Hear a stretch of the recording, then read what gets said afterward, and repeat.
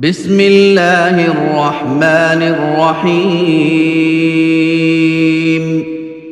إذا السماء انشقت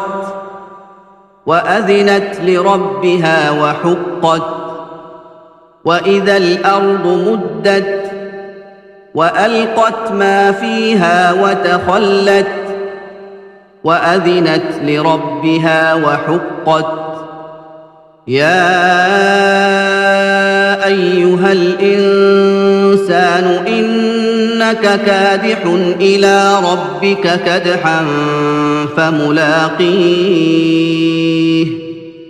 فأما من أوتي كتابه بيمينه فسوف يحاسب حسابا يسيرا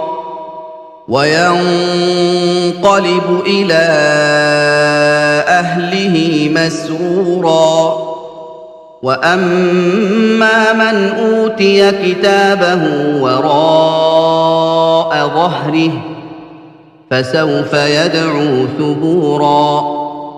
ويصلى سعيرا إنه كان في أهله مسرورا إنه ظن أن لن يحور بلى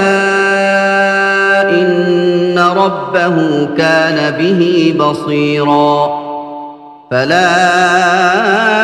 أقسم بالشفق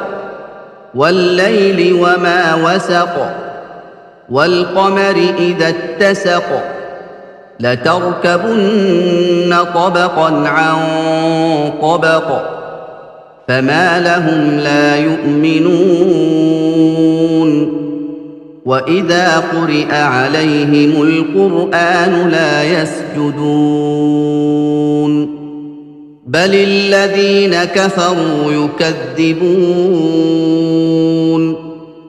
والله أعلم بما يوعون فبشرهم